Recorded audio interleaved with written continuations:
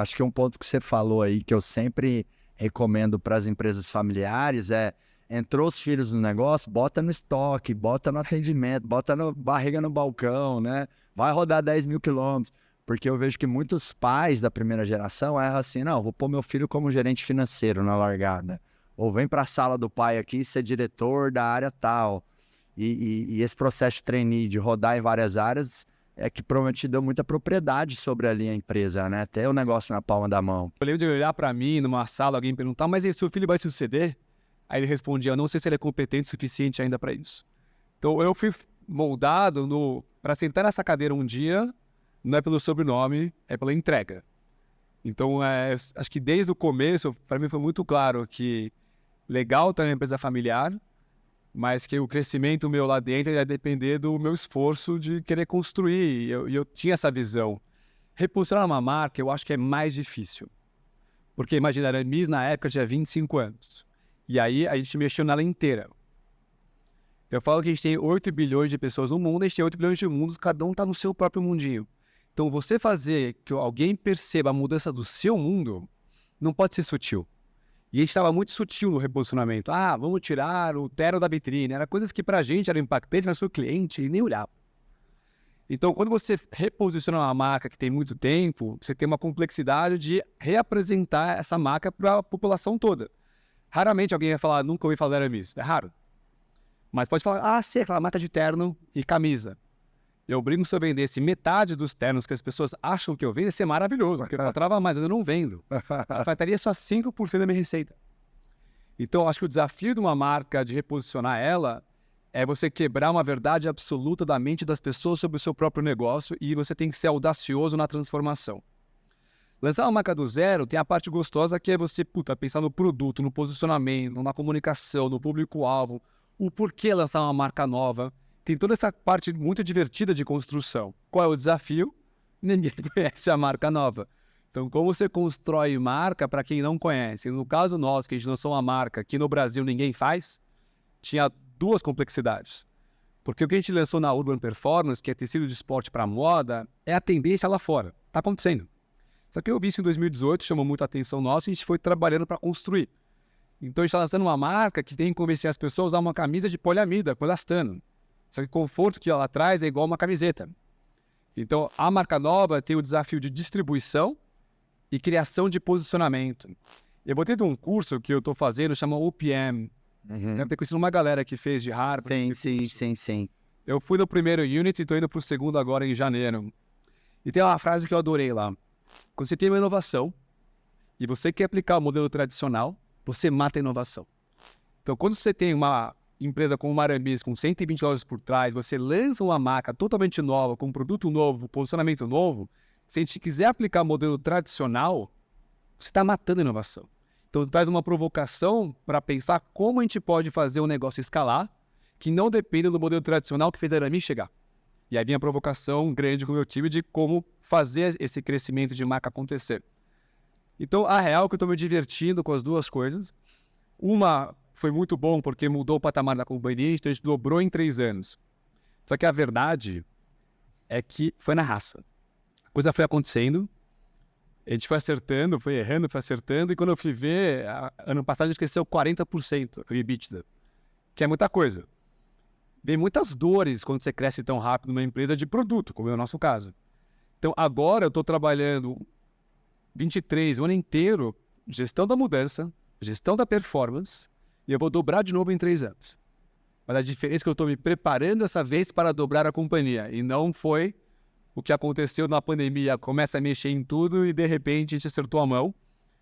Óbvio que de repente não foi tão de repente assim, e a gente dobrou de tamanho. Então acho que a provocação para mim agora é como a gente vai fazer isso de novo, com mais eficiência e mais robustez. E hoje, na prática, vocês têm unidades franqueadas e lojas próprias, né? Muitos empreendedores, na hora que chega o momento de decisão de expansão, eles ficam nesse dilema. Sim. Eu vou franquear o meu negócio, eu vou crescer com unidades próprias.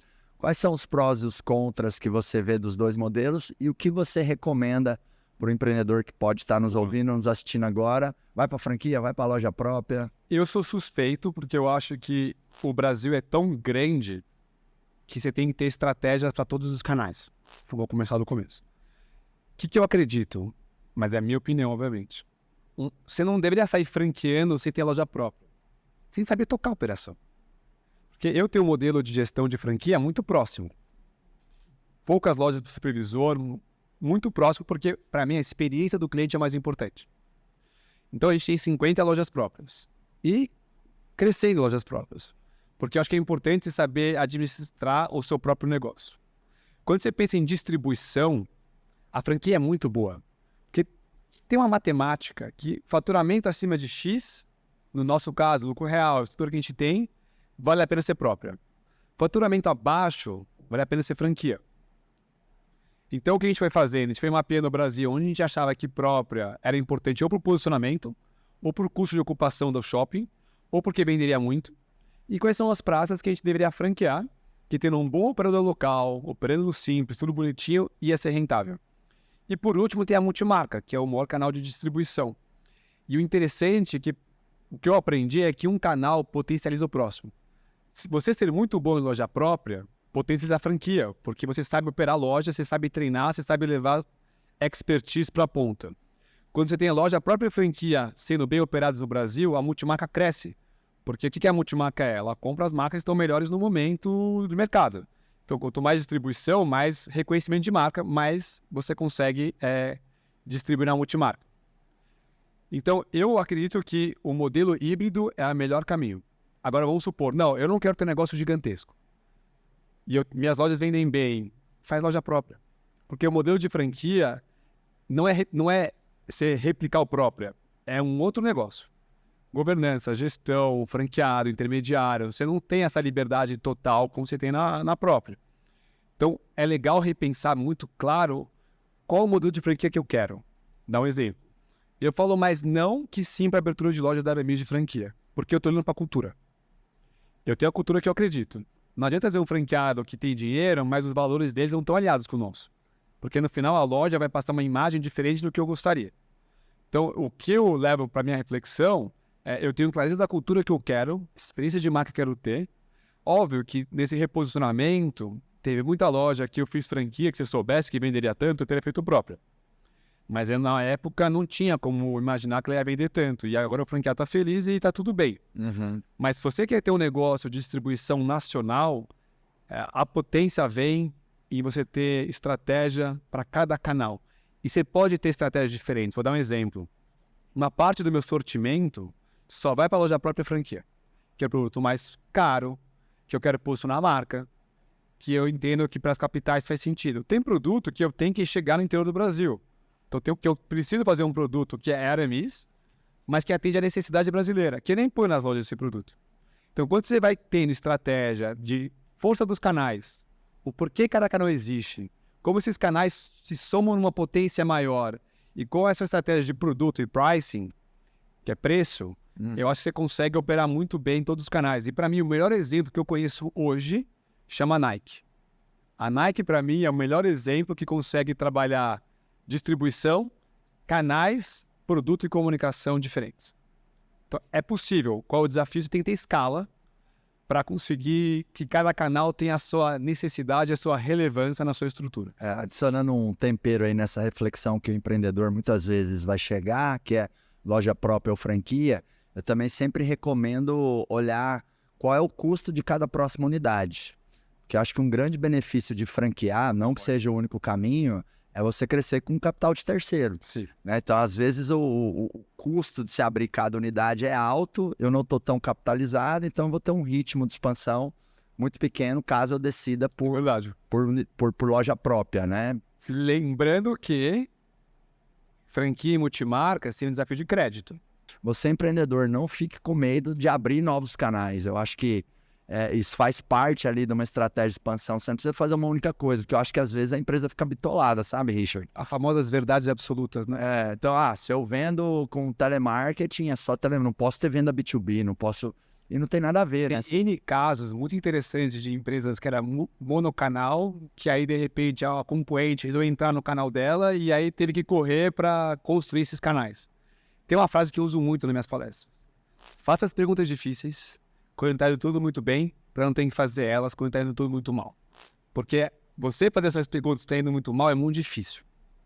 Vivenciar na pele, na pandemia, emoção. Você fazer as perguntas difíceis quando está indo muito bem é uma oportunidade de você repensar o seu negócio. Então, eu acredito sim no poder dos canais. Eu acredito que você tem que ser competente em administrar o maior número de canais, que você controla muito mais sua companhia e o futuro dela. Você poder ter essa distribuição boa entre todos os canais, se amanhã algum canal, por algum motivo, não performa muito bem, você tem todos os outros canais para impulsionar sua companhia. Óbvio que dobrar de tamanho, todo mundo tem que ir bem, é natural, mas aí você não vai dobrar, você vai crescer 10%, 15%. Se tem um canal só, você depende desse canal. Qualquer coisa que aconteça nesse canal, você vai sofrer a empresa inteira. Então, quando eu olho nossa distribuição de faturamento por canal, eu acho muito saudável. Sim. Porque a gente consegue operar bem várias unidades de negócio diferentes que maximizam o valor ou mitigam o risco de algum outro canal por alguma aventura não ir bem um semestre. Vamos falar sobre metas, né? Todo empresário precisa ter metas. Inclusive, aprendi isso com você também no acelerador, né? Inclusive, revendo as minhas metas totais, sempre tive, mas ali muito após o acelerador, muito mais estratégico, assim, né? De olhar para esses resultados. Mas isso é interessante, porque o empresário que tem uma mente mais racional ou mais técnica mesmo, mais técnico para estar frente ao negócio dele, ele acaba olhando para a meta. Acaba olhando, então, para toda a parte profissional do que eu preciso fazer com o meu negócio, né? Então, vamos pegar esse exemplo. Qual é a minha meta? Para onde eu estou indo, né? Qual é o resultado da empresa? Ou seja, eu tenho que faturar, eu tenho que aumentar resultados. Então, quando você me perguntou qual é o ensinamento que a gente poderia aqui abrir tudo isso, é exatamente o que eu falei. Quando eu não sei para onde eu estou indo, quando eu não tenho uma clareza para onde a minha empresa está indo, agora falando de empresa, mas também de pessoa, e eu não tenho essa clareza, quanto eu quero com que a minha empresa fature, qual que é a nossa visão, né, de futuro, onde vamos chegar, qual que é o propósito pelo qual estamos fazendo o que estamos fazendo. O que vai acontecer com esse empresário, o que vai acontecer com essa empresa. Agora, não mais falando do negócio em si, apenas da estratégia. Falando agora sobre colocar agora a minha alma, o meu corpo, a minha vida pessoal, que sou eu por trás dessa empresa.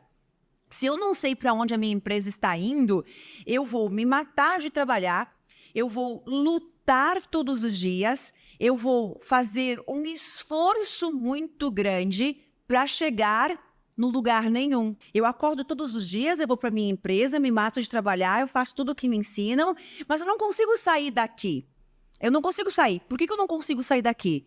Porque o molde que está aqui, o molde que está aqui dentro, ou seja, para onde eu estou indo, qual é a minha meta, qual é o meu sonho, é esse molde que toda essa energia está indo atrás. Então, de novo, eu sou uma empresária, estou indo para o meu negócio, para a minha empresa todos os dias, mas eu não tenho uma meta, eu não tenho uma visão de futuro. Aonde eu quero com que meu negócio chegue? É um pavilhão novo? É uma empresa nova?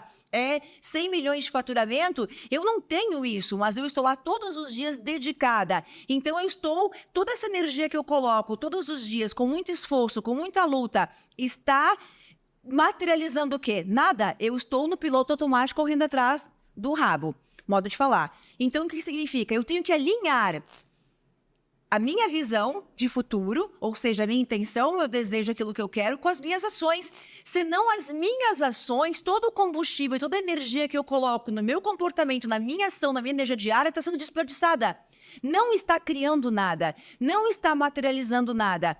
A minha ação gera um combustível. Esse combustível de crescer, faturar mais, bater mais metas, mais unidades, mais funcionários, não está sendo criado. Porque aqui dentro, a visão de futuro, para onde eu estou indo, que é onde essa energia tem que ser colocada, esse combustível, ele não existe. E se eu tenho essa visão? Agora, eu criei um modelo que era... o empresário se matando de trabalhar. Se eu me mato de trabalhar, se eu estou lá todos os dias com muito esforço, com muita luta, esforço tem frequência de quê? Luta. Luta tem frequência de quê? Se eu tenho que me matar de trabalhar, se eu faço de tudo para que algo dê certo, tem frequência de falta. Falta resultado, falta faturamento. Falta tem frequência de quê? Escassez. Então, qual é o resultado dessa empresa? Escasso, pequeno, Escasso, baixo. pequeno. Por quê? Porque eu coloco muita força para fazer as coisas darem certo. Agora, existe um outro modelo. Quando esse empresário ele vai alinhar todas as técnicas profissionais, todos os processos que existem, tudo aquilo que eu aprendo, mas eu coloco lá o meu coração junto. Né? Agora, eu tenho um pensamento, estou colocando aqui energia, eu tenho certeza que vai dar certo e essa energia está produzindo resultados. Então, o que eu quero dizer com isso? Eu tenho uma visão de futuro, a visão de futuro é minha meta, é o meu sonho, é duplicar meus funcionários, expandir esse negócio, a minha visão é alcançar 1 milhão de vidas transformadas daqui a 3 anos. Opa, agora eu tenho uma visão. Eu estou transformando visão, missão e valores que uma empresa tem que ter, que é a identidade dela, numa identidade vibracional.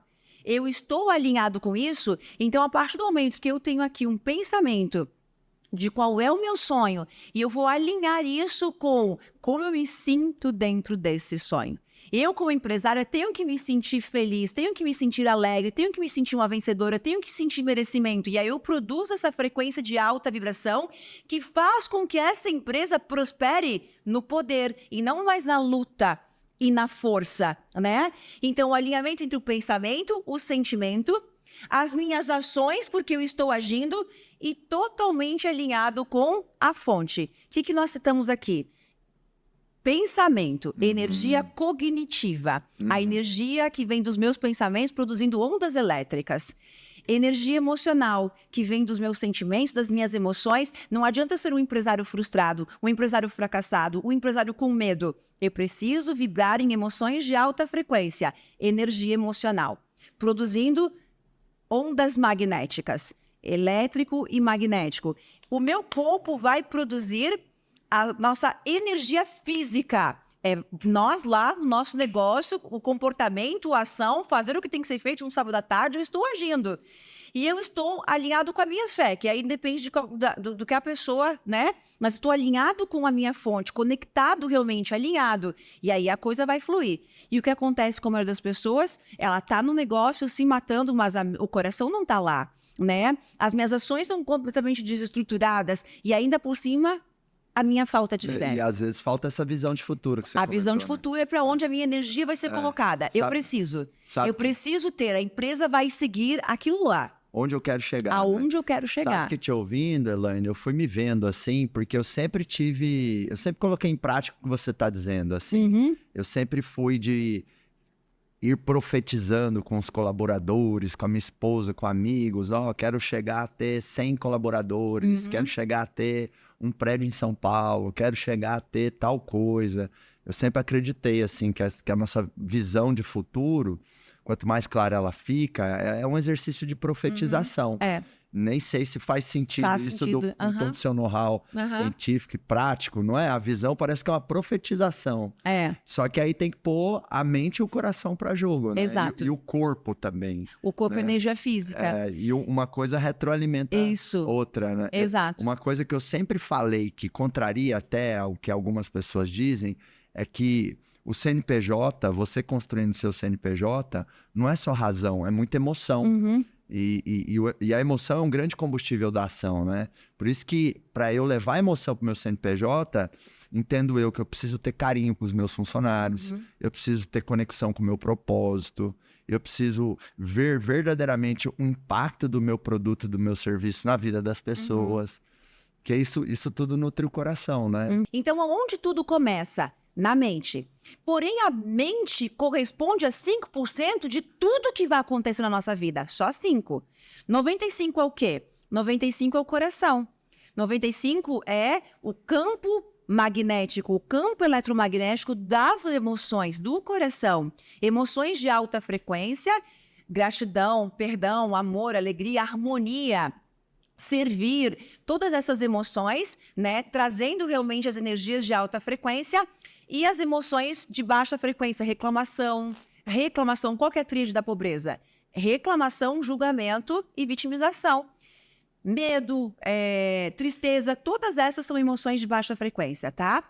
Então, a partir do momento em que a minha mente inicia, olha que interessante, A minha mente inicia aquilo que eu quero. E por que que nós tornamos realidade? Olha tudo o que aconteceu com você, com os teus negócios nos últimos anos. O quanto isso foi tão rápido.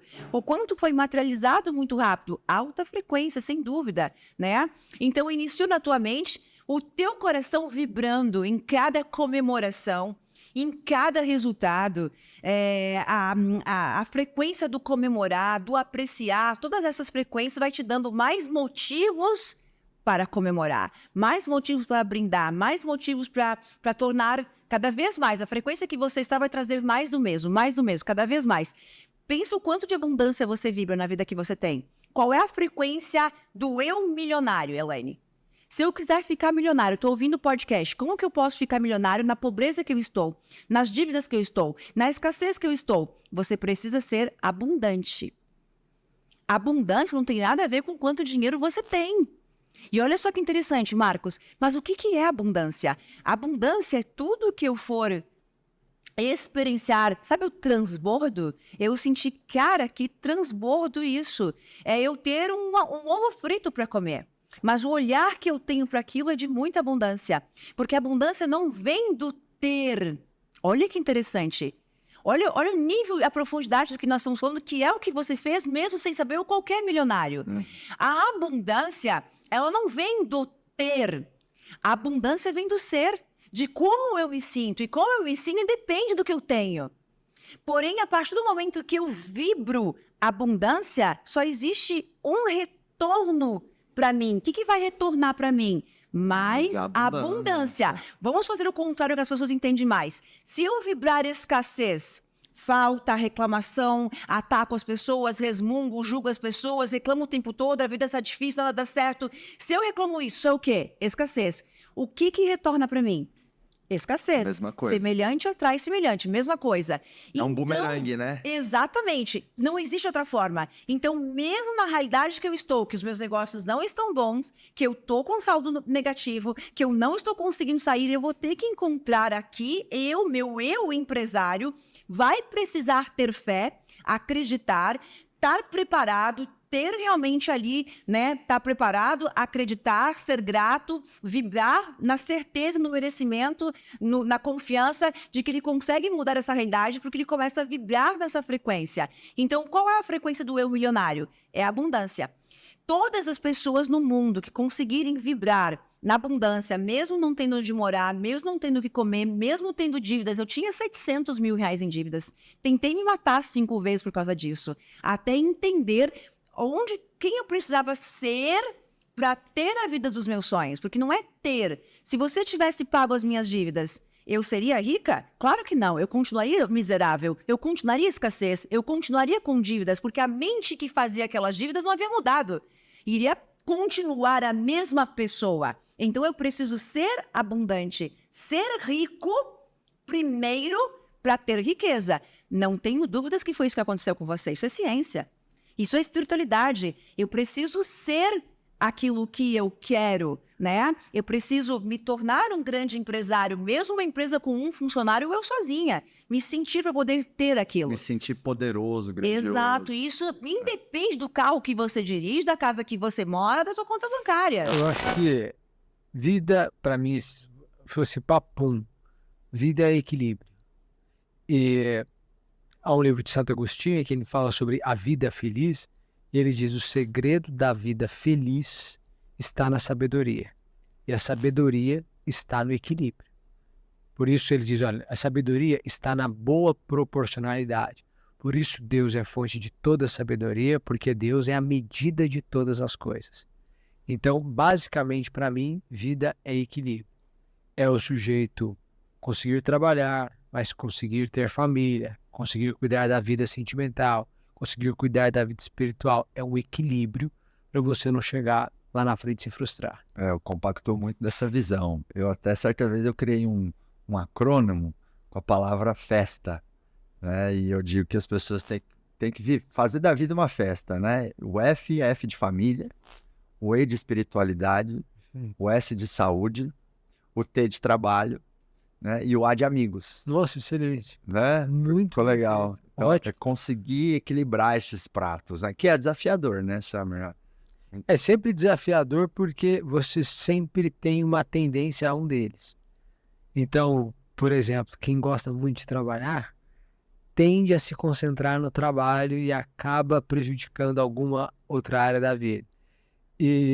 Então você tem que ficar sempre se puxando e se visitando, assim, como é que eu estou cuidando da minha vida familiar? Eu tenho saído com os meus amigos, como é que está a minha saúde? Essa semana eu não fiz exercícios físicos nenhum dia. Então, mas por que eu não estou fazendo? Eu acho que é esse balanço, esse equilíbrio que a gente tem que sempre buscar.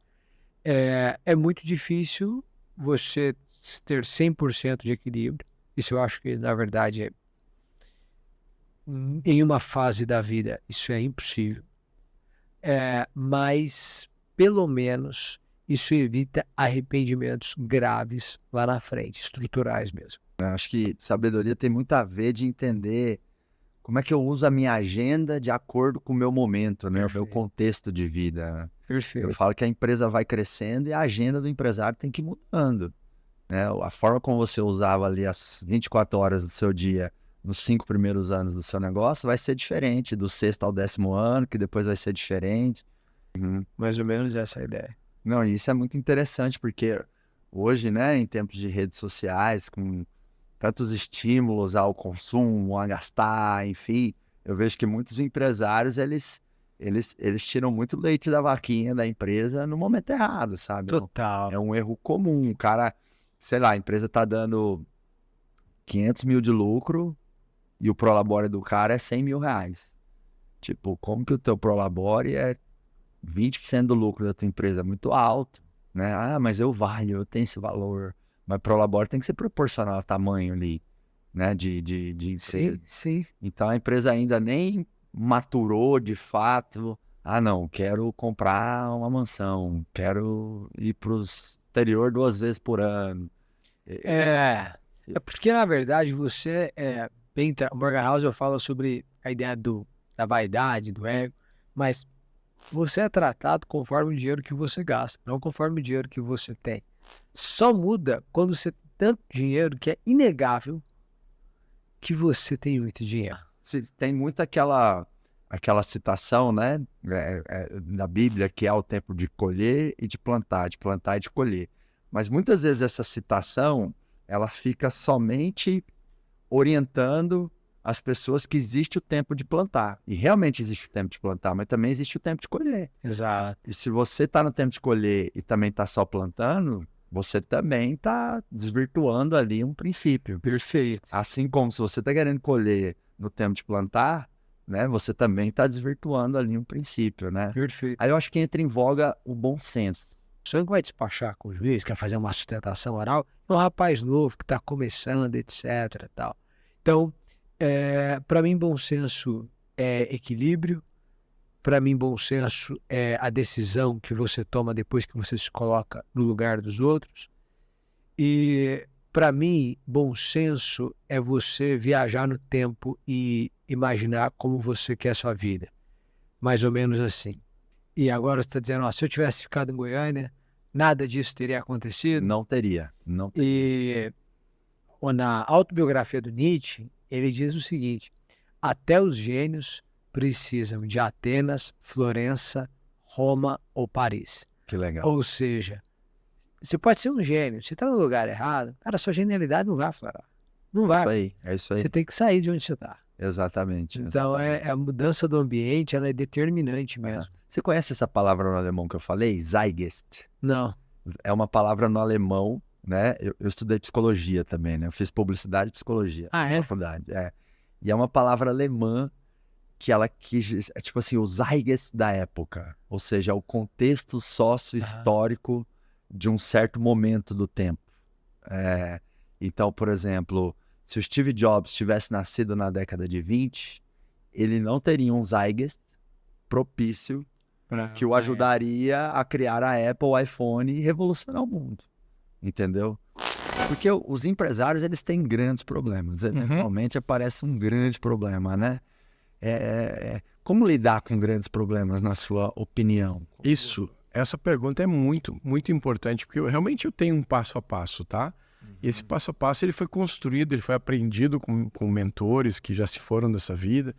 Mas um dos primeiros pontos é que assim, ó, tudo tem solução. Só não tem solução à morte. Na verdade até tem, né? Mas só tem um que conseguiu vencer, que foi Cristo, que foi lá e restou. Os demais ainda não aconteceu. Então, partindo quando tu pensa que tudo tem solução, não há o porquê você se preocupar. E ó, isso não quer dizer que você não tenha que ter atenção com os teus compromissos, atenção com as coisas que você está tendo, está negociando com a pessoa, você está devendo, por exemplo. Não quer dizer isso. Ou se colocou numa situação de risco. Você tem que ter cautela. Mas a gente não pode se preocupar ao extremo. Na realidade, 95% das coisas que a gente se preocupa, isso é estatístico, tá, Marcos? É uma coisa da minha cabeça. Nunca vão acontecer. As pessoas, elas têm, né, o hábito de exponencializar um problema. Então, num passo a passo, vamos para o passo a passo 1. Não existe problema. Existe tomada de decisão. Aí tu vai dizer, não, mas é claro que existe problema. E eu vou dizer que existe, mas se tu pensar que tu vai substituir essa coisa de, não é problema, tal, isso, aquilo. Quando tu pensa, eu tenho que tomar uma decisão, tu tira o emocional. E quando tu tira o emocional, tu tem razão. E se tu observar, você que está nos ouvindo, nos assistindo, na grande maioria das vezes, quando tu vai tomar uma decisão que ela é baseada em emoção, tu não toma a melhor decisão. Seja no que for, qualquer critério da vida. Eu até falo às vezes pros empresários assim, ó, grandes decisões, é bom você tomar ela nem no dia que você está muito triste, nem no dia que você está muito alegre, muito feliz, porque você pode estar enviesado, né? Positivamente ou negativamente. Enviesado negativamente, às vezes você vai perder oportunidade. A oportunidade boa, tem uma decisão importante a ser tomada, você não vou, isso aqui está muito arriscado, né? E às vezes você toma aquela decisão porque é um dia que você está muito estressado, que você está cheio de problema, então você fica mais resistente, né? Você fica menos corajoso. E você também ir pro polo muito de alegria, você tá eufórico, feliz, você perde atenção a alguns detalhes e acaba também errando ali na decisão, né? Eu acho que a gente está bem centrado, não está em nenhum pico emocional, é importante para tomar grandes decisões, né? Eu chamo isso do equilíbrio dos 3 Fs, né? Que a gente na vida, para ter uma vida boa, na minha concepção, a gente tem que ter filosofia, entender como é que funciona a vida, felicidade e o financeiro. Porque se a gente só filosofa demais, a pessoa conversa demais, fala demais, tudo mais, ela vai desbalancear as outras coisas. E é muito difícil você ser feliz se o teu financeiro não está feliz. Não estou falando só de empresa, estou falando do pessoal. Porque até para você servir as pessoas, você tem que tá bem financeiramente. É mais difícil servir se você não tem. Se você tem recurso financeiro, você pode ser uma bênção na vida daqueles que estão na tua volta, seja gerando emprego, seja às vezes doando. Se tu parar para pensar, muitas pessoas conquistam, mas poucos são aqueles que conseguem usufruir de verdade. São poucos que conseguem. Tu fala muito sobre lucro e liberdade. O cara tem o lucro, mas é escravo. Ou tem a liberdade, liso, leve, solto, sem dinheiro. Não adianta também. Também não adianta. Esse dia eu cheguei numa conclusão do que é empreender, Granville. E aí meu cérebro trouxe um troço bonito, né? Que é assim, empreender é sacrificar alguns anos da vida, como poucos estão dispostos, para talvez conseguir desfrutar o resto da vida como poucos conseguem. Ficou bonito, né? A filosofia é linda. E por que o talvez? Cara, eu sacrifico anos da minha vida por um talvez, não é por uma certeza não, porque não significa que você vai pagar o preço de trabalhar muito, que você vai ter muito sucesso. Porque assim, se fosse assim, todos os empreendedores estavam milionários. A questão é que muitas vezes a gente quer esperar ter um dom para fazer alguma coisa, uma inspiração, e não é. A gente tem que começar. Que quando tu começa o que tu está fazendo, tu vai adaptando, tu vai entendendo. Quando tu coloca o teu conhecimento em campo, tu vai entender que aquilo que muitas vezes tu tinha expectativa na teoria, na prática é totalmente diferente. Então, alinhar o propósito com o que você está fazendo e começar a entrar em campo, por mais que não vai entrar da melhor maneira, né? Aí vem aquela máxima de que o feito é melhor que o perfeito, desde que seja bem feito. É com carinho, entendeu? As pessoas, elas só querem fazer o feito é melhor que o perfeito. Não, tem que fazer bem feito, fazer com carinho, com capricho. Eu falo, o feito é melhor que o perfeito, mas não pode ficar mal feito. É isso, verdade. Ou seja, pouco volume de pessoas entrega um ótimo trabalho, muito resultado. E realmente, pessoas boas potencializam pessoas boas. E pessoas ruins enfraquecem ainda mais, as pessoas ficam mais ruins. Né? Gente boa, quando está jogando com gente boa, joga cada vez melhor. Gente ruim, quando está jogando com gente ruim, joga cada vez pior. Então, nós, empreendedores, temos que tirar o tentar da cabeça e colocar o buscar, o procurar, o testar, o exaurir. Porque a busca, a procura só termina quando tu encontra. Então, que a gente possa procurar isso. E a palavra tentativa pressupõe uma falha, né? Isso. E eu, por exemplo, eu acredito muito no poder das nossas palavras e da linguagem. E não é por nada místico, que é PNL, nada disso. Porque assim, eu entendo que o que a gente fala, Granville, é uma espécie de ator ou atriz que manifesta as nossas crenças, o que a gente acredita. Né? O que a gente fala manifesta as nossas crenças. Né? Quando você, por exemplo, fala de Deus, né? De buscar o bem, e poxa, o quanto que eu já aprendi no meu lado espiritual com você. Né? Você está manifestando a sua crença em Cristo. Né? Quando um empresário, por exemplo, fala assim, funcionário não presta, ele está manifestando uma crença de incapacidade de confiar nas pessoas. Então, quando eu falo assim, vou fazer uma tentativa, eu estou manifestando uma crença. No meu cérebro existe uma hipótese de não dar certo. Considerou a hipótese de não dar certo. Total. Então, assim, eu falo para pessoas evoluídas, elas vigiam aquilo que elas falam.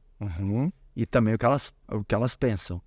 Né? Não é aquela coisa, não tem nada a ver, tentativa e buscar, nada mesmo. Isso aí é romantismo semântico, não é não. Não é. Isso cria ajustes no cérebro e, consequentemente, no comportamento. Né? São reprogramações que a gente faz, né? A gente coloca como se instalasse um programa na cabeça que ele vai desbugar aquilo que está bugado.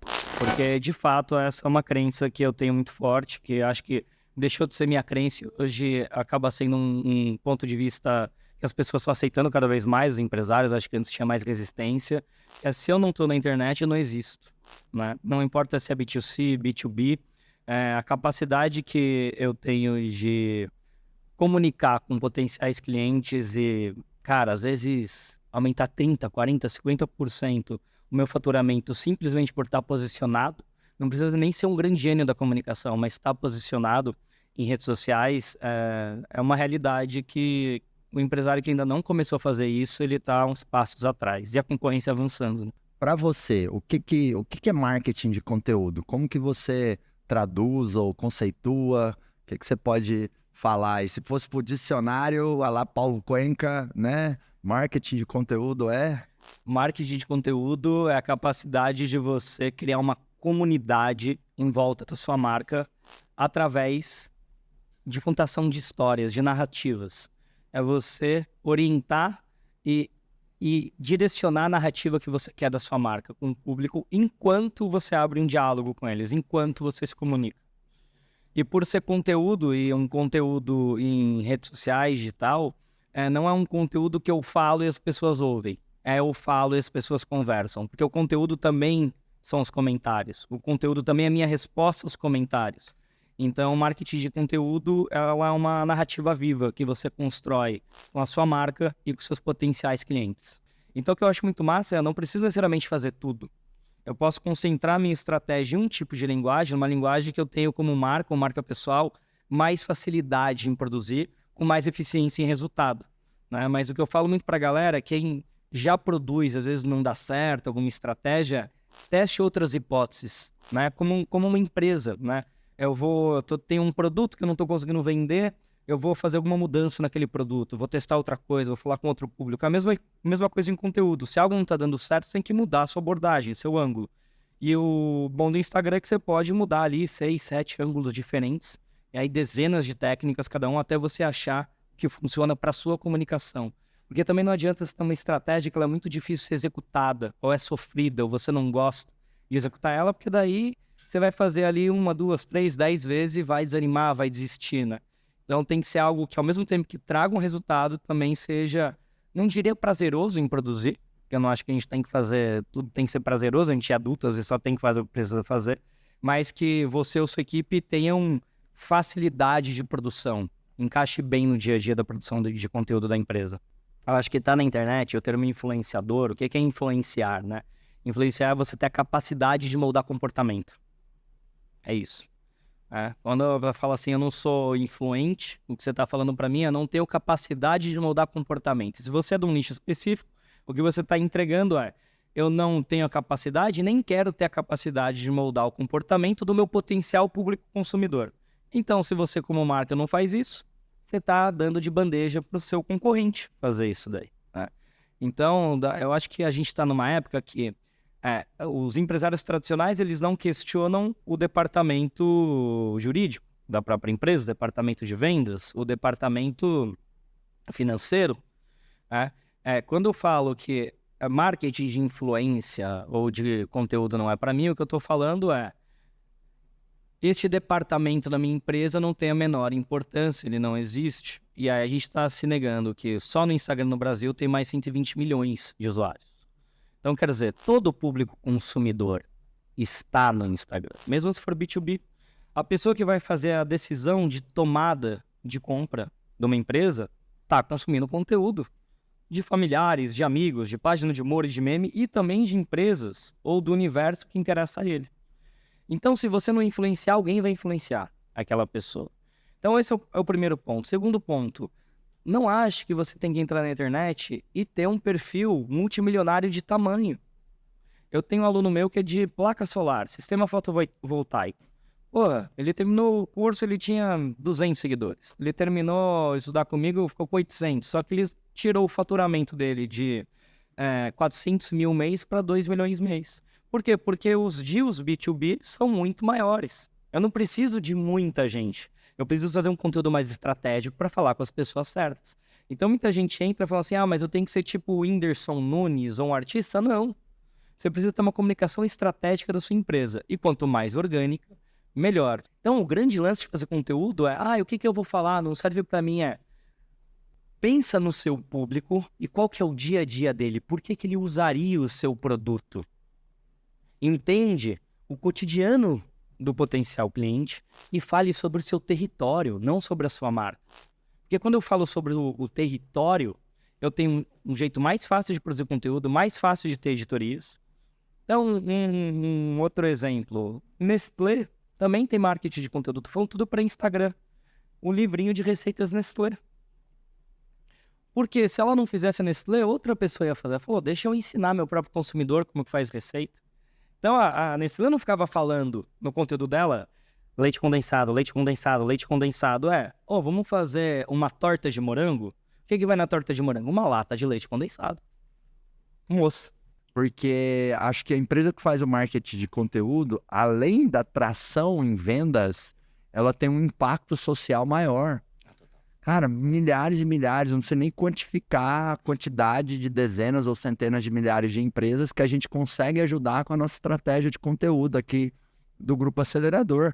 Porque é o quê? 2% da minha audiência que vai comprar um produto de mim na próxima década e os outros 98%.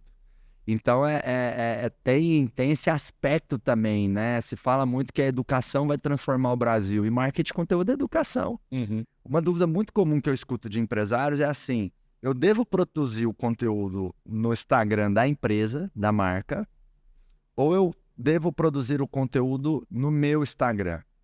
Né? Esse dilema é muito comum, assim, sabe? Ou não, eu coloco minha cara lá no perfil da empresa, ou não, eu foco aqui no meu perfil mesmo. O que você pode falar sobre isso? a regra de ouro para mim é o que você vai conseguir fazer. Não é? Porque não tem certo e errado, existe o que é mais eficiente. Agora eu vou falar o que é mais fácil para as pessoas. O mais fácil, já tem um perfil da empresa, só humaniza. Pode manter ali o perfil da empresa e apareça nos stories. No feed você não precisa aparecer necessariamente, mas se o seu feed ele começar a ter um planejamento estratégico de topo, meio e fundo de funil, seu jogo já vai mudar. Não é o mais eficiente, mas é o mais possível de fazer. Por quê? Porque, em geral, você quer entrar numa rede social, você não quer seguir marcas, quer seguir gente. Então, para você ter mais eficiência, só que é mais trabalhoso, o ideal é você ter um perfil seu. Pensando na montagem de um time campeão, por onde começa? Tá bom.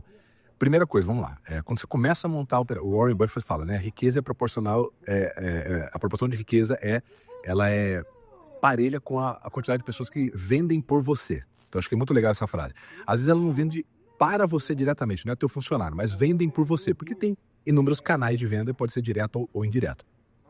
Quando a gente fala disso, necessariamente a gente vai passar por uma montagem de equipe comercial. Não tem como você crescer, escalar, se você não tiver uma operação comercial com pessoas vendendo para você. Primeira coisa que a gente vê é erro na contratação.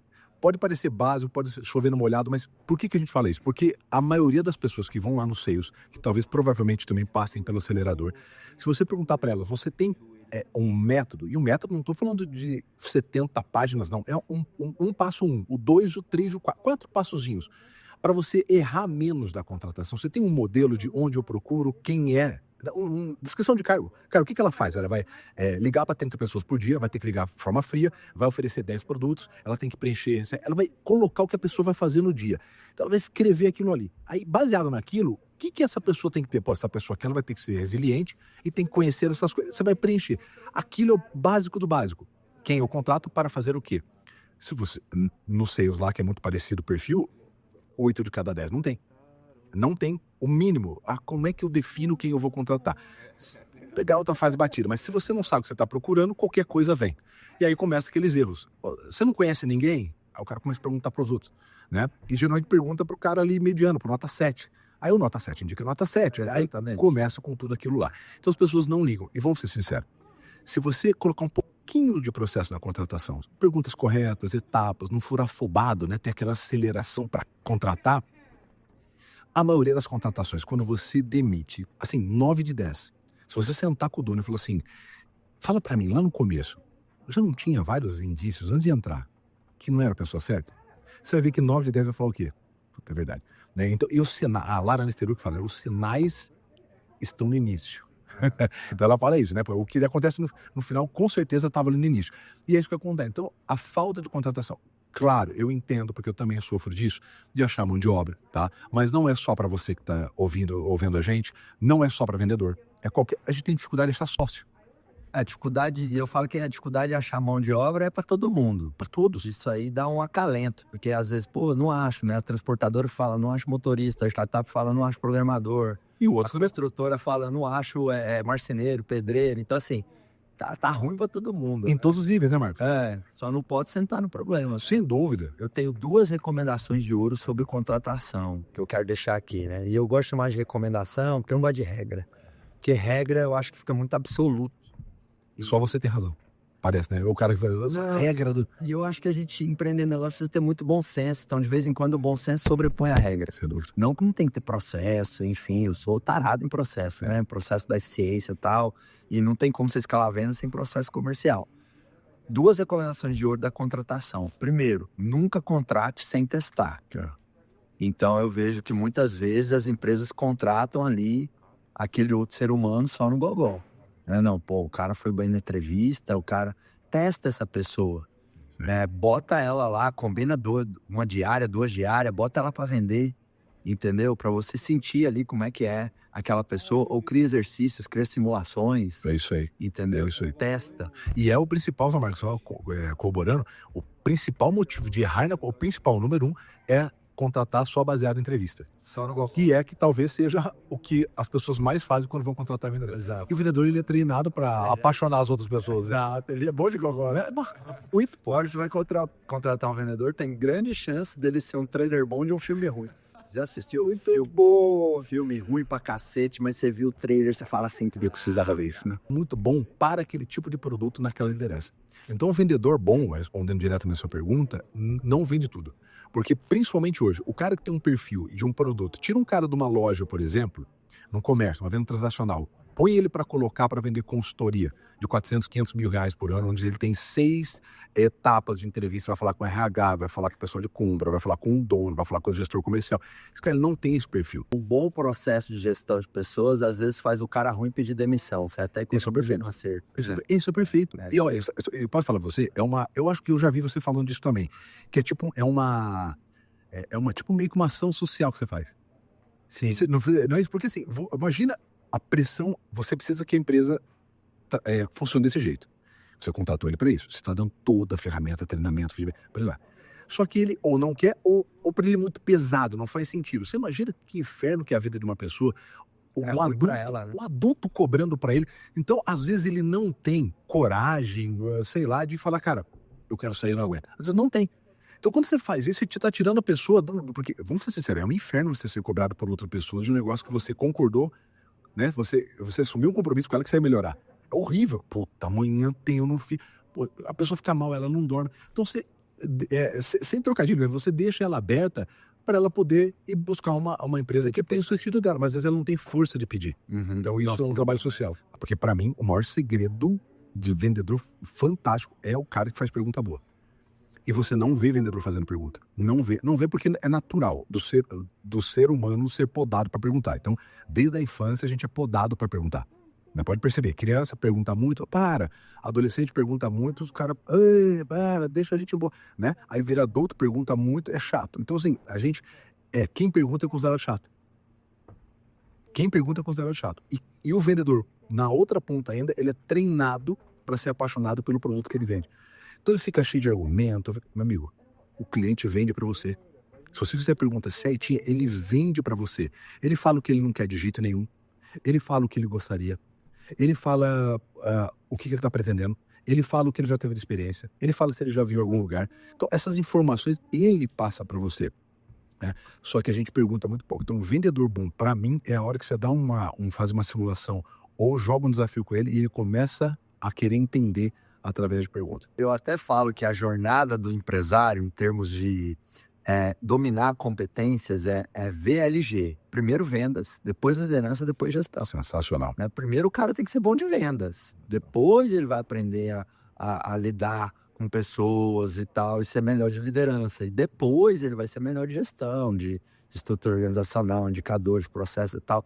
Claro que para ser bom de vendas, você vai navegar um pouquinho em liderança e gestão, né? Mas eu acho que a prioridade 1 é esse dono e dona de empresa ser um excelente vendedor. E quando ele fala assim, não, mas eu não tenho time comercial, então arruma um sócio, você vai quebrar. O quanto você acha, o Consul, que o resultado do vendedor é corresponsabilidade dele, do gestor, do produto, da empresa, do marketing? Que pergunta. Eu sei que Que pergunta. entendeu? Tem uma grande corresponsabilidade dele ali, mas também não adianta eu trazer um vendedor para fazer rota e não dar uma pasta pro cara por debaixo do braço. Posso fazer a visão da empresa, do empresário? Claro, não deve. Para mim. E espero que isso aqui não fuja para vendedores, porque eles vão usar de galho. Mas eu vou falar pra você, é 20% do vendedor. 20%. Sabe por quê? Mas nos 20% do cara, ele tem que fazer o 100%. Não, do que ele não. Aí não tem desculpa. Inclusive é o seguinte, mas a empresa não dá. Então você faz seu 100%, sai da empresa, porque se você fizer seu 100% e sair da empresa, vendedor bom, não tô falando excepcional, o bom, ele não fica um dia desempregado. Não fica. Um dia. O excepcional escolhe onde vai trabalhar. Escolhe onde vai trabalhar. Qualquer área. Qualquer área. O excepcional. O bom não fica um dia desempregado. Então se você fizer seu 100%, básico, você vai conseguir. Você sai dali, você vai arranjar outro lugar. Então faça o 100%, porque não adianta nada. Você tá num ambiente ruim, se você faz 50%, você não vai conseguir outro lugar bom. Mas olhando para o visão, por que eu falo que é 20%? E eu faço essa provocação? Porque a equipe só faz o que a liderança permite. Eu falo para os empresários, tem muita fofoca na sua empresa? Culpa sua. Tem muita vitimização? Culpa sua. Tem muito sindicalista? Culpa sua. Você só tem na sua empresa o que você tolera. Isso aí. Aí se você não tolerar, não vai ter. O básico. A gente tem na nossa vida e na nossa empresa aquilo que a gente tolera. Se você não tolerar, você não vai ter. Por exemplo, o camarada, para ele, por exemplo, deixar de ser escravo da empresa dele e trabalhar menos e conseguir construir um time no médio e longo prazo, porque nada acontece no curto prazo. Bom, deixar claro de novo. Ele não pode aceitar aquela situação. Ele tem que ser intolerante. Ele fala, cara, eu tô trabalhando 15 horas por dia aqui, 3 anos nessa empresa, não tem final de semana, não tem férias, mas eu não aceito isso ser assim a vida inteira. Eu não aceito. Então, quando você não aceita, em algum momento do futuro, você não vai ter mais aquilo. Nenhum sucesso profissional vale o custo de um fracasso familiar. Eu, só aproveitando já o ensejo, né? Claro. Eu fiquei por 5 anos na América pastoreando lá. E uma das coisas que eu mais vi lá são pessoas que foram para a América viver o sonho americano, queriam prover algo melhor para sua família e perderam a sua família enquanto tentavam prover. Então o cara conseguiu construir patrimônio, ele conseguiu desenvolver um negócio, ele financeiramente prosperou, mas o preço disso foi desconexão do coração dos filhos, talvez desconexão com o coração da esposa. Então o preço é muito alto quando a gente aceita a ideia de sacrificar a família para poder prover algo para a família. Seus filhos não vão querer, na tua velhice ou daqui a algum tempo, celebrar só o patrimônio que você deixou. Eles vão sentir falta do que você não viveu, dos momentos que você não estava. Esse é o meu desafio ministerial também, né? A gente que vive uma vida de alta performance, em qualquer área que seja, a gente precisa o tempo inteiro mensurar qual é o preço que eu estou pagando para chegar onde eu quero chegar. E se o preço é a sua família, o preço é alto demais, né? Não vale a pena. Sabe o que eu percebo, pastor? Parece que a gente no dia a dia, na loucura de construir resultado, patrimônio, parece que vicia, parece que, parece que o sucesso, mais dinheiro, mais status, né? Expandir a minha indústria, mais frota, mais veículos para minha frota, tudo isso parece que às vezes vai nos distanciando daquilo que é o que realmente importa e a nossa essência, que é a família, Deus. Por que você acredita que isso acontece? Cara, tá tudo certo em querer expandir e prosperar, isso inclusive faz parte da nossa essência, né? A gente foi estabelecido a partir de um Deus que ele é criador. Isso não é pecado? Não, de forma alguma. O que pode se tornar um pecado é se a motivação é errada. Se o meu crescimento é só a partir de uma métrica de vaidade. Se eu quero construir um futuro para dar resposta a um passado. Então, o problema quase nunca está naquilo que a gente faz. Mas na maior parte das vezes está no porquê a gente faz o que a gente faz. Então, até uma coisa boa, com a motivação errada, se torna errada. Quero fazer caridade, mas eu quero fazer caridade para ter uma validação social. Então, eu faço a coisa boa com a motivação errada. Se torna a coisa errada. Então, crescer não é um problema. O que pode se tornar um problema é a que custo eu quero crescer. O que eu estou disposto a sacrificar para crescer. O que eu vou abrir mão para crescer. Prosperar não é um problema. O problema é se eu prospero em todas as áreas, mas eu não prospero na minha vida espiritual, eu não prospero na minha vida familiar. Então eu sou alguém que me tornei muito rico, mas tudo que eu tenho é riqueza. Que é aquela frase que é uma máxima, né? Eu conheci pessoas tão pobres que tudo que elas tinham era o dinheiro. Então, uma coisa que acho que para o empresário pode ajudar muito é o entendimento de que o dinheiro não tem caráter. Anote isso aqui, o dinheiro não tem caráter. O dinheiro ele só catalisa o caráter de quem o tem. Então, se eu sou generoso e eu tenho dinheiro, o meu dinheiro ele vai servir para obras de generosidade. Se eu sou visionário e eu tenho dinheiro, o meu dinheiro ele vai aportar em projetos visionários. Agora, se eu sou avarento, se eu sou escasso, se eu sou um cara, enfim, com uma série de problemas de caráter, o meu dinheiro ele vai cooperar para isso, ele vai multiplicar aquilo que eu carrego. Então, o problema nunca foi sobre o dinheiro, mas o dinheiro sempre potencializa o caráter de quem o tem. Então, acho que dá para a gente estabelecer aqui uma relação de servo e senhor, né? O Bill Johnson, por exemplo, ele diz que a mente é um ótimo servo, mas é um péssimo mestre. Eu acho que dá para a gente usar essa analogia também. O dinheiro ele é um ótimo servo, mas ele é um péssimo senhor. E muitas vezes as pessoas elas querem alcançar algo, mas elas não estão dispostas a se transformarem em uma pessoa capaz de alcançar aquele algo. Dando o exemplo do nosso público aqui, que são os empresários, que é muito comum. Eu quero ter mais liberdade em relação à minha empresa, porque eu me sinto muito escravo da empresa, né? A empresa tem um alto nível de donodependência, é um termo que eu cunhei e brinco. O Ministério Grupo Acelerador adverte, a donodependência traz vários problemas aí de saúde, de vida. E aí ele quer ter mais liberdade, ele quer conseguir tirar 30 dias de férias no ano, ele quer conseguir almoçar em casa 3 vezes por semana, ele quer conseguir levar, buscar os filhos na escola, uma vez na semana que seja, mas ele acaba o quê? Não se transformando numa pessoa capaz daquilo. Então, por exemplo, ele não coloca em xeque algumas crenças que limitam ele. Sim. Ah, não dá para confiar em funcionário. Pessoas não prestam. Se você quer algo bem feito, é você mesmo que tem que fazer. É o olho do dono que engorda o gado. Então, as pessoas querem muito isso, né? Resultados diferentes fazendo coisas iguais. As coisas, E isso não faz o mínimo sentido. Independente se Einstein falou ou não, Sim. na minha opinião, é uma tolice, Sem sim. dúvida. É uma idiotice, Sem né? dúvida. Cara, se você for pegar o que o mercado fala, principalmente alta performance, é trabalho enquanto eles dormem.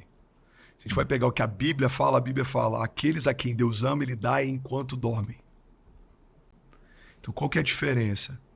A diferença é que, de um lado, eu entendo que toda a performance vem a partir do meu resultado, do meu suor. E, biblicamente, a palavra de Deus está dizendo que toda a performance natural vem a partir do meu posicionamento, mas todo o transbordo vem a partir de eu vou botar entre aspas, de um posicionamento de Deus. Tem uma frase, eu Uma lembro o bênção, autor. né? Uma unção. Você pode chamar de bênção, de transbordo, de favor financeiro, de graça. Não lembro o autor, mas ele diz assim: quando eu trabalho, eu colho os frutos do meu trabalho. Mas quando eu oro, eu colho os frutos do trabalho de Deus. Uau. Nem sempre a nossa alta performance está ligada a uma quantidade muito grande de acertos, mas às vezes uma quantidade pequena de erros. Tem gente que prospera não é porque acertou muito, é porque ele está errando menos. Quando a gente está confuso, a gente erra muito. Quando a gente está confuso, a gente tenta muito. A gente anda em ciclos, a gente quebra a cabeça, a gente fecha negócio errado, a gente faz sociedade errada, a gente discerne errado. Às vezes você está acertando muito, mas os seus erros também são tão grandes que estão o tempo inteiro delapidando o patrimônio que você constrói. Você avança e para, você avança e retroage, você avança e regride. Você conhece pessoas que estão sempre nessa montanha russa, né? Então, às vezes, errar menos é só o que você precisa para chegar no lugar mais alto. Cara, quando você acessa esse equilíbrio, é o que a gente chama de aceleração. Se você me perguntar, você sempre viu aceleração? Não, eu tive muitos momentos. Gosto dessa palavra aí. Aceleração, viu, né? Cara, aceleração é extraordinário. Todo mundo ama. E é maravilhoso. Mas tem um porquê da gente estar acelerando. Tem um motivo. Qual que é o motivo? É quando você encontra o seu lugar de convergência.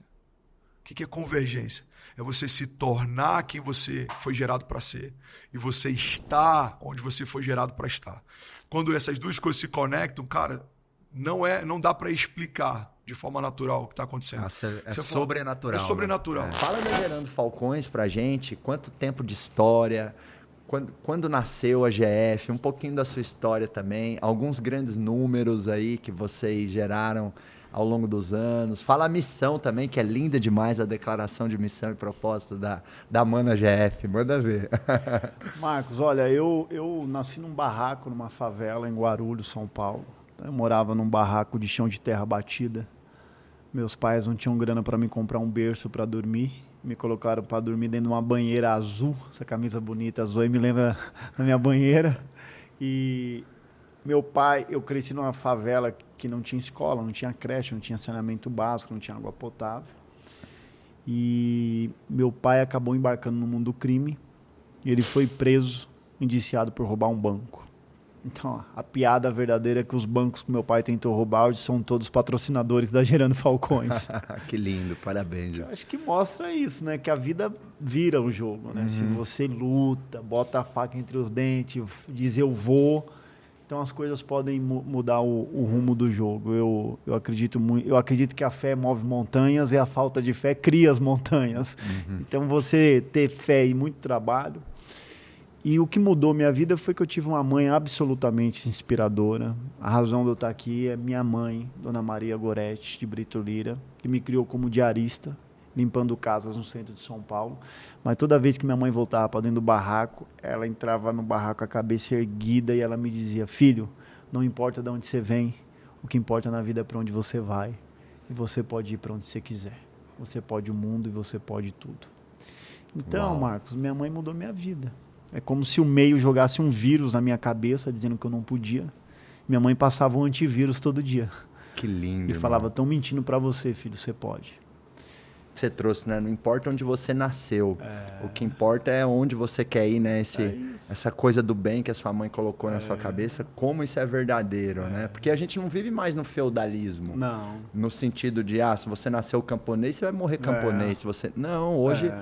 Claro que, né, é inegável que pessoas que têm mais oportunidades, melhores ambientes, melhores educação, é mais fácil para essas pessoas, né? Um jovem que veio da favela, como você, né, criado só pela mãe, com uma referência ruim do pai, é muito mais difícil, é absurdamente mais difícil. Mas é possível. É possível. Eu acho que é se apaixonar pelo possível, não pelo difícil, né, Edu? Fala um pouquinho desses big numbers aí, dessas conquistas dessa ONG tão linda que é a Gerando Falcões. Então, a gente existe hoje há 12 anos. A gente começou com uma operação única em uma favela. E eu fui muito influenciado por um outro empresário que eu conheci. Ele começou a me apoiar, chamado Jorge Paulo Lema. Uau! E o Lema, ele me influenciou me dizendo uma frase. Ele disse para mim: Edu, sonhar pequeno e sonhar grande é o mesmo trabalho. Então você pode cuidar só da sua favela, como você pode cuidar das favelas do Brasil. Eu falei, mas eu? Ele falou, sim, você tem potencial para fazer isso. Aí ele falou uma coisa grande para mim. Aí eu olhei para ele e falei, acho que esse coroa tá cheio de dinheiro.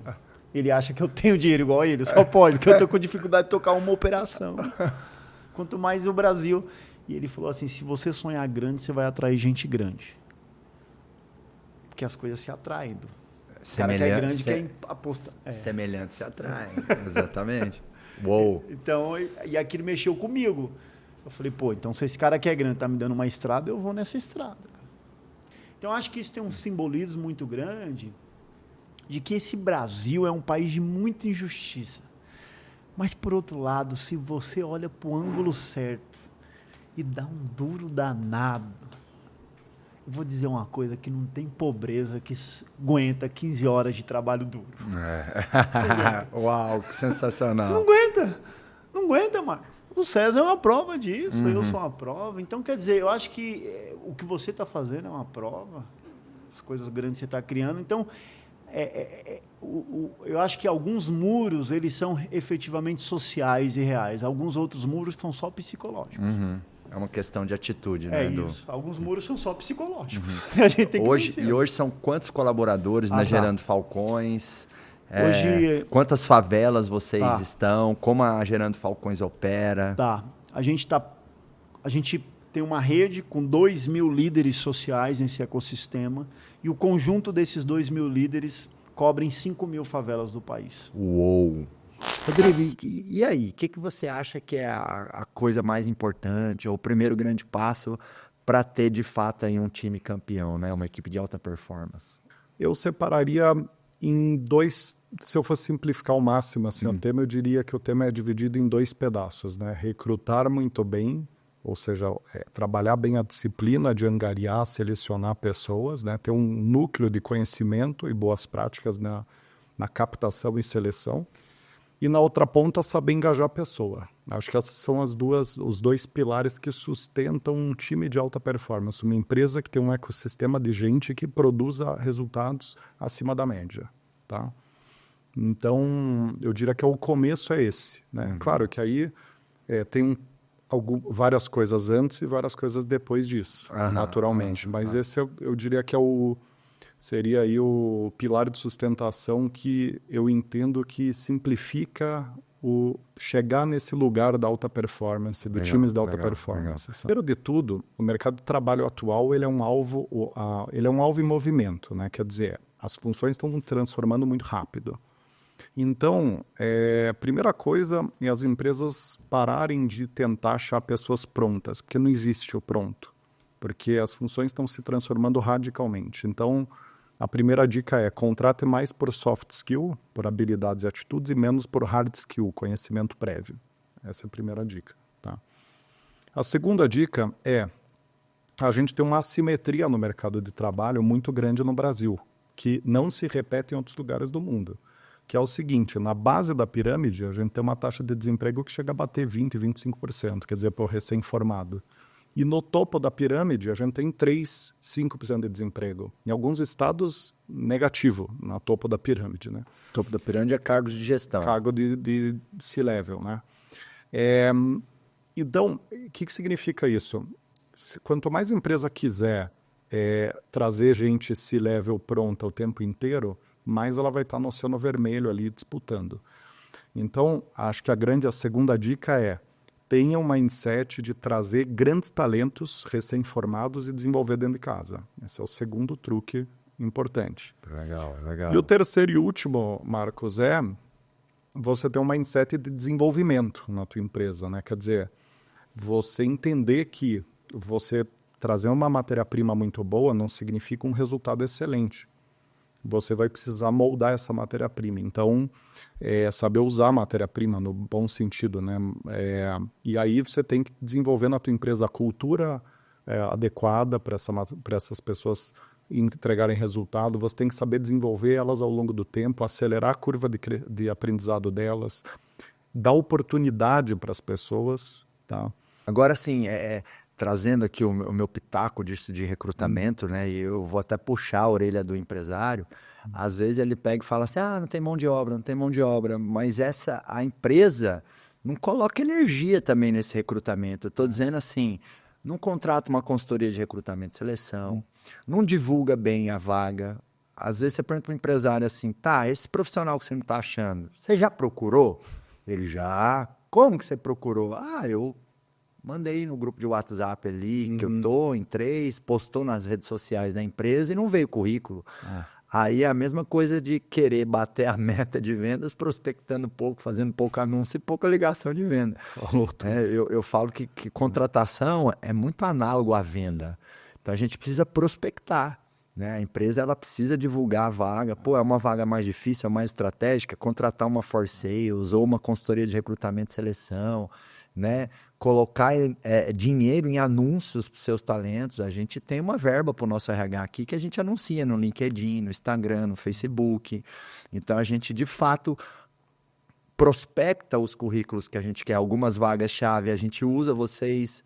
A gente tem 2 analistas de recrutamento e seleção, né? Eu tenho muita audiência na internet, mas mesmo assim a gente se dispõe, às vezes, a usar uma consultoria parceira, especialista em headhunting, para poder trazer a pessoa certa para o lugar certo. Então, às vezes, o empresário, ele quer também que o bom funcionário caia do céu, bata na porta dele e vá lá trabalhar, né? E o empresário, ele tem que parar com essa mesquinharia de achar que o lucro é só dele. Não, uma parte desse lucro, e não precisa ser uma parte gigante, mas um pedaço desse lucro, né, devolve para o funcionário, seja com aumento, seja com múltiplos salários, seja com benefícios. Acho que isso cria uma parceria tão legal. Hoje eu sinto uma parceria tão grande com os nossos funcionários, porque assim, a empresa cobra, né? Esse ano a gente quer faturar 155 milhões com pelo menos 45% de margem, né? Então, assim, por um lado a empresa cobra, tem placa na parede, rótulo 55, a gente reporta a margem esse ano está 44 e alguns quebrados, né? Caramba. Então, estamos um pouquinho abaixo. Então, assim, a gente tem direito de ir lá e cobrar. Galera, se não fizer, não vai ter múltiplo aqui. Então, fica uma parceria muito, muito, muito, muito gostosa, né? Bacana. Nesse sentido, né? E é o seguinte, Isaac, quando se fala de marca, né? O que você entende que é essa palavrinha tão usada no mundo dos negócios, branding, marca? O que você pode dizer sobre isso? A marca, o que eu posso te falar? Como eu vejo a marca, né? A marca vai além de uma empresa. A marca vai além de um negócio. Você, Marcos, tem a tua marca.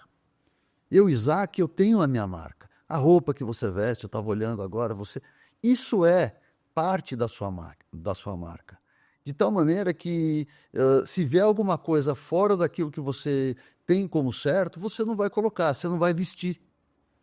A marca, ela é a impressão digital de uma pessoa física ou jurídica, ou de algum negócio, ou de alguma ação, ou de algum evento. A marca, ela é uma impressão digital. Voltando aqui agora na questão da marca, do branding, na minha visão, uma das coisas que mais constrói força de marca é satisfação dos seus clientes. Porque muitas vezes a questão de construção de marca fica muito nas ações de marketing, na publicidade, no logotipo, na fachada. Claro que tudo isso compõe, mas eu acho que uma das coisas que mais desenvolve força de marca é satisfação dos clientes. Como hoje, na prática, você cuida da experiência, da satisfação dos clientes? Primeiro eu quero fazer uma observação aqui, né? A marca, a gente está falando, tem vários importantes atributos de uma marca. Um deles é causar satisfação, né? Mas outro deles é causar lembrança, o recall. Eu falei do recall também outro dia. E o formato da marca é muito importante para isso, né? Também falei sobre isso outro dia, que tem que ter uma relação com o conceito, etc. E tem que ter a ver até com o propósito da marca. O nome do seu grupo. Grupo Acelerador. É um grupo, né? Olha a logo. Cara, ela já diz o que é o teu negócio. Você está entendendo? Então, dessa mesma forma que a logo está muito bem construída em cima do teu propósito, a qualidade o que a sua marca vai entregar e a afinidade que a sua marca vai entregar com aquilo que você prometeu é fundamental. A recepção, ela é importantíssima. Aquilo é a entrada do estabelecimento. Então, isso é uma das coisas que eu faço questão absoluta. Começa pela recepção. Outra coisa, levar o cardápio na mesa.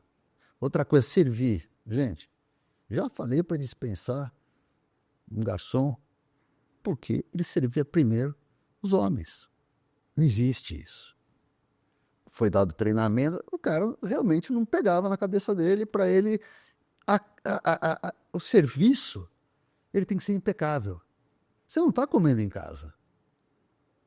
Aliás, quando eu como em casa, eu vou montar um prato. Até o meu prato que eu monto, ele tem um certo glamour. Pô, o cara está indo num restaurante para quê? Uma das coisas é para ter um momento único.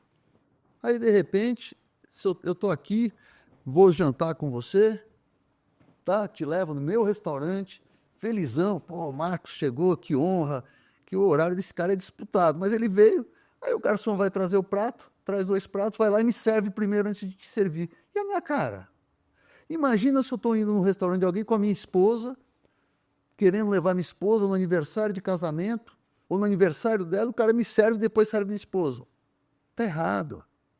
Então, quando você tem uma empresa que trabalha com o público, a atenção é no mínimo detalhe. E aí você me fala, eu pego no pé, literalmente, do manobrista que usa tênis, tem que usar sapato. Aí o chefe lá do manobra, falei, cara, eu tô falando toda hora, você não me entende, o dono lá da empresa. Vamos fazer o seguinte, meu, você não entendeu, né?